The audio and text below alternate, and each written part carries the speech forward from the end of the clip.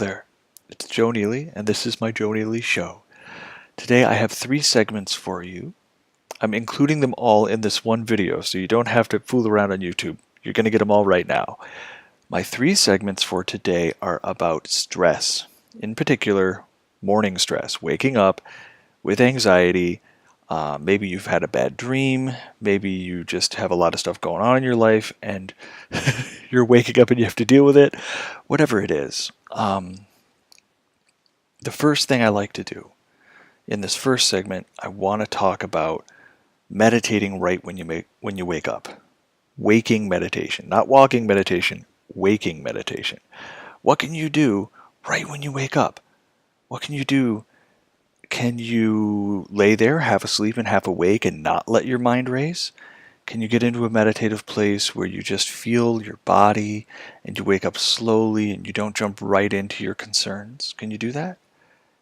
To be fair, this does not work every day, but as a morning practice, it can certainly some days make all anxiety go away, other days at least make some of it go away, right? At least get you started on the right track, at least tamp down the fires of anxiety on those big scary days. So, yeah, this is one of my favorite practices, and I use it for all kinds of purposes. If I'm anxious, I'll use it just to calm down, get into my body, turn off my thoughts, and let my mind pay attention to what it feels like to be a person. You know, the heat or cold I can feel in my body, the pressure I can feel, the differences in pressure in my body, the tingling of nerve endings, the pulse, if you can feel your pulse, the breath. Most of us can feel our breath. So all of those internal senses. It feels great, doesn't it? You just go into your body for a second. Typically, your mind isn't listening to your body. Your mind is thinking when it's doing stuff. And your body keeps sending all these signals of, yep, everything's fine. It feels good to be a body today, especially early in the morning, right? You're waking up, you're drowsy, it feels wonderful. So if you can meditate in that feeling and allow yourself to wake up more slowly, you can certainly get some results. It won't cure everything, but it certainly helps. And on the days when you're not anxious, you can use it to explore, to get, wisdom from your deeper self, from your subconscious self, process dreams, understand who and what you really want to be and do.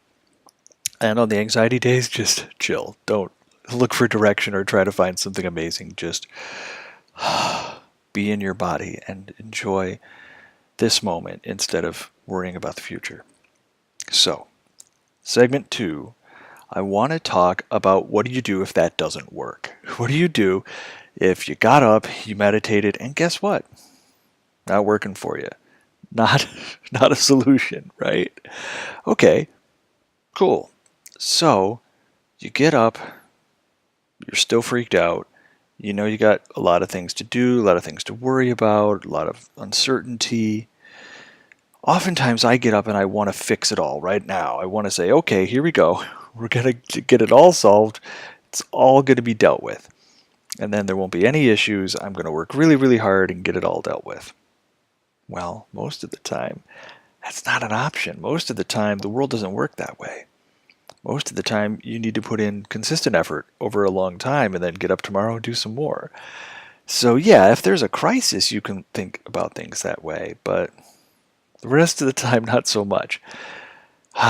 So, if you've got big things that you want to do early in the morning, you've got this surge of almost panicked energy, remind yourself, spread it out across the day. You don't have to do it all right now. That can feel better if you feel this upwelling of anxiety. Just take that feeling inside of your chest, right? Take that feeling and say, okay, I feel you. I know you're there for a reason because you're trying to remind me to work on XYZ or to focus on these, concerns or dangers or whatever. Perceived dangers. We have very few real dangers in our world. But anyway, yeah, get into that part of yourself. Get into that negative feeling. It's there for a reason. And just work with it and say, okay, it's motivating me to work, but I don't have to do it all right now. I'm going to let it over the day spread out. I'm going to use this motivation. Might be a negative motivation, but at least it's a motivation. I'm going to use this motivation. I'm going to say, okay, let's take it and use a little bit of it at a time all day, not all at once in some heroic effort. That's not going to work. I'd love to fix this problem and make it go away real fast, but most problems don't work that way. So I'm going to take a little bit of this anxiety, motivation, panic feeling and slowly spread it out throughout the day. I'm going to use a little bit of that alertness and that excitement and that motivation and priority. Do you see how I'm making it more positive? I'm going to use it throughout the whole day, not all at once, to just keep myself on the right track, to do all the stuff I want to do, right? That spreading it across the day mentality, if you can remember to remind yourself throughout the day, that can really help. When I did that today, I really noticed like almost an instant release in the anxiety that I had in my chest. It's like, okay, I'm going to use a little bit of it now and a little bit of it later, not all of it all at once. It's just, I think, a way of tricking your body into getting out of fight and flight and using your energy consistently over a long period instead of all at once, which is what fight and flight wants to do, right? Let's run away from the tiger. Let's use up all of our energy for the whole day in the next 15 minutes, because even if we're exhausted running from this tiger, and then we have to spend the whole rest of the day not picking berries and just laying there, being tired under a tree, it's better than dead, right? That's what fight and flight tells us. Do it all at once. And that's a lie. So just picture that energy being spread out through your whole day. And then you'll be out of fight and flight and you'll be having a better time. Now, segment 3. This one is called poking. I love poking. This idea has really helped me out a lot. I work a non-traditional job. I have my own business, a couple of them, and I make my own schedule. I manage myself. So for a lot of people who don't have the kind of job where you just show up and do what you're told and then leave, right? People who actually have to manage themselves. Now, this could be people in traditional work settings who've been there long enough to earn some autonomy. But if you're one of these people where you have a certain amount of control over what you do through the day, you can get overwhelmed. You can feel anxious when you get up, like you want to get a whole bunch of stuff done today, and then you say, okay, I'm going to spread that anxiety throughout the day. If I can't get rid of it all, I might as well use it. Okay, great. Spread it out so it's not fight or flight, so it's just a little bit of alertness. That's great. I'm getting my work done. And how do I feel good about all these tasks? I'm not going to get it all done today. Sure, I can spread my desire, my motivation across the whole day instead of being panicked in the morning and trying to do it all at once. Sure, but I might not even get this stuff all done today. What am I going to do? Oh no, oh no, oh no, right? Poking. Some people might call it baby steps. It's kind of like baby steps in multiple directions. I just kind of picture myself poking this and that and this and that and this and that and this and that and this and that. When I have lots of different things going on in my life, lots of different goals, some short-term, some long-term, some consistent everyday goals, some things that don't have to be finished today but need to be started today, some things I just don't want to forget about that I'd like to get done in a few weeks. There's all this self-management garbage. All of these tasks that kind of float into your brain and distract you from actually doing productive work, right? So, poking. I poke everything on my list every day. If I can't get around to poking it, if it's not a big enough priority, or it's too low a priority, or it's too big and scary, then I take it off the list. Big and scary things we can chop down into smaller pieces, and we can talk about that later. But what I'm talking about right now is all this stuff you want to do, but you don't know if you can get it all done because you can't finish it all today. And you could finish one of these tasks today, right? You could probably finish one, but then you'd ignore all the other ones. If you have multiple priorities, you need to get progress on all of them today, but not get them finished. Like I said, you could do a heroic effort and finish one or two of them all the way to being done, but then ignore a bunch of essential stuff. So, yeah, I call it poking, where I'm poking different little things from different angles, trying to poke my way through my day. Maybe I want to read a book to learn more about my business. Great, I'll do it a little bit every day. I don't even tell myself how much I'm going to do each day. Some days I might feel like doing a lot. Some days I might only do a little bit and then move on to the next task. But I have all these little pokes in my schedule where I just do whatever amount feels right, so I know that I'm progressing and I will eventually get it done, right? If you do something every day, you are going to get it done. Some of these I do in just a few days. I hit them really hard.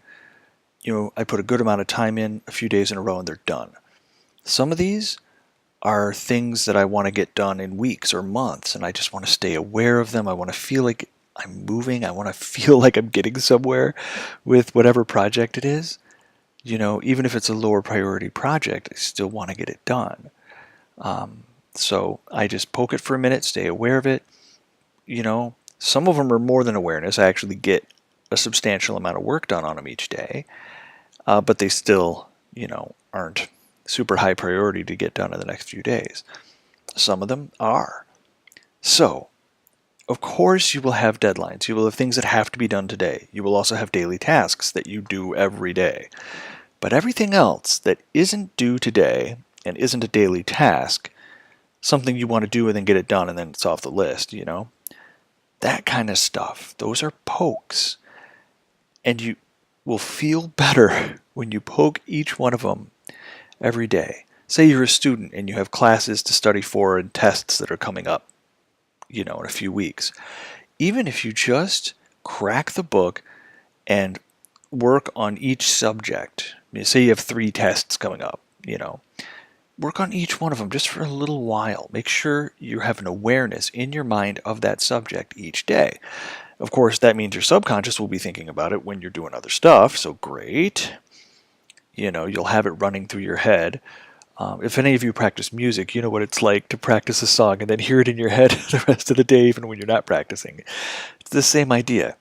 How can you really give yourself that good feeling of I did something on this, and I did something on this, and I did something on this, and I did something on this, and I did something on this. All of my subjects, all of my tasks, all of my whatever they are, homework assignments, all of my test prep, all of my work tasks or jobs that I've given myself for my club or my organization. Whatever it is, if you touch each little piece of it every day, A, you're aware of it, and B, you can see it moving a little closer to completion, so you have that hopefulness that it's getting somewhere. And then, of course, on the ones you care about the most, you can push them pretty hard and watch them get done in just a few days. And that's a really good feeling. But I love this idea. I love the idea that if it's worth doing every day. Then again, some people aren't like me. I work 7 days a week. I wouldn't know what to do if I didn't communicate with you guys every day and work, every day. Some people like to put in long hours, like nurses. Nurses will put in long shifts and then have long weekends. That's not for me. I like to do a little bit all the time. But think about this. Think about how starting something, knowing it'll get finished but not today, can make you feel better and make you feel safe when you're anxious, when you wake up in the morning and you just feel stressed. So anyway, that's what I've got for you. Leave a comment below. Let me know how any of this stuff works for you. If you've tried similar stuff to this, if you have suggestions for people in the group or me, I love feedback. So whatever I can do to keep honing my message and keep reaching you guys a little better every day. So that's it. I love you all very much. That's another Joe Neely show. 3 segments on morning stress, meditating in that half-awake state, spreading the motivation of anxiety throughout your whole day, and then poking at tasks so that you're off the hook for getting them done today, and you know, because you can see them progressing, that they will get done very soon. Giving yourself the ability to feel good about your progress, even if you're progressing towards results you can't see today. That's it. I love you guys very much. Have a great day. Bye-bye.